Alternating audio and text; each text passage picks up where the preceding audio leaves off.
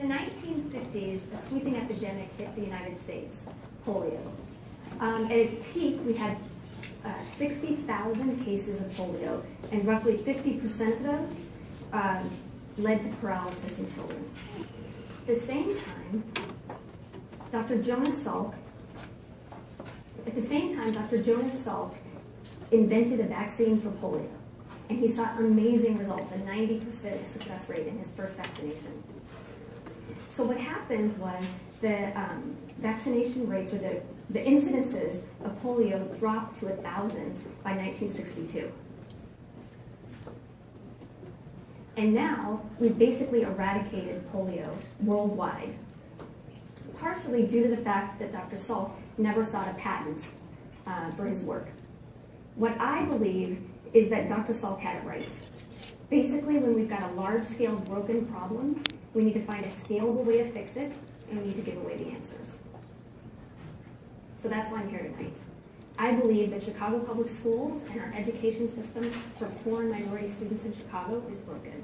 It's not working for teachers that, despite often heroic efforts, aren't able to reach all their students. And it's certainly not working for the kids. 6%.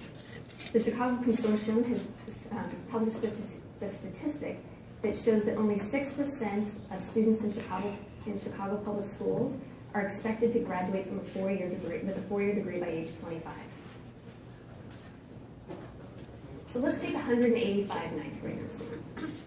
They're roughly 70% Latino, 20% African American, 19% special ed, and 86% free and reduced lunch.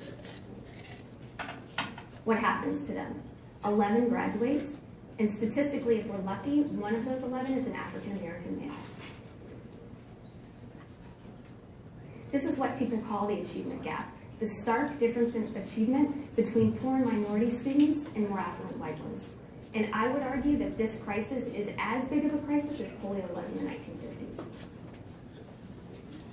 So I'm Melissa Zakis, CEO of Intrinsic Schools, and the faces that were just up in front of you are really very personal to me because of the first 185 students that we just took in as our 9th grade class of Intrinsic. So why did we start Intrinsic? I spent the last 10 years, or roughly 10 years, at Chicago Public Schools, and I led over 100 different CPS schools. We were making some good growth. We spent time working on data-driven instruction and focused on rigor, and we were receiving great pockets of things happening in individual classrooms and in grade levels across the city. But what we didn't have was a way to scale that in a systemic way. I believe technology is the answer. I really believe that technology is the game changer for education today. What we're doing at Intrinsic is marrying great teaching with technology to get better outcomes for students, to personalize education for students. Because what I say about technology is, it's all about what you do with it. It's not helpful on its own. So here's what I expect to see in 2017. All of our 9th grade students having graduated from college, or graduated from high school in their first year in college, and I expect to hear back from them that they're both ready academically and they're ready to hold the responsibility that it takes to do well in college, manage their own time, etc. So it all starts, when you have big ideas, you start small. And it starts by putting the power in her hands. This is Yasmin. She's one of our students at Intrinsic. And this is her Chromebook. It's a $250 device that allows her teachers to personalize her learning. On her Chromebook, she has her notes, her assignments, her photos, pretty much everything she needs for school. This technology allows her to have tailored instruction.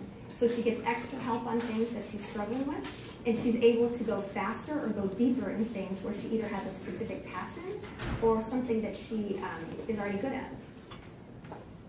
This is her classroom. So you can see it looks a little different than the normal classroom. Our teachers here very rarely lecture. They're more involved in leading Socratic discussions, having students engaged in their learning. They do a lot of group projects, and they're doing a lot of writing. What you can also see is a place where teachers are able to spend time building those relationships that motivate students.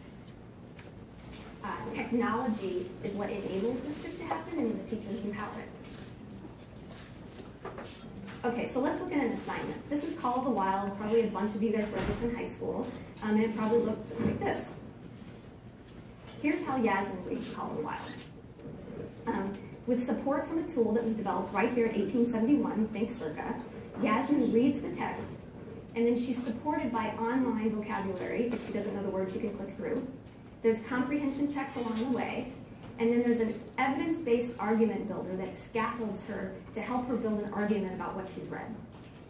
When she's finished, she sends her project to a classmate for peer editing, and then finally sends it to the teacher for feedback.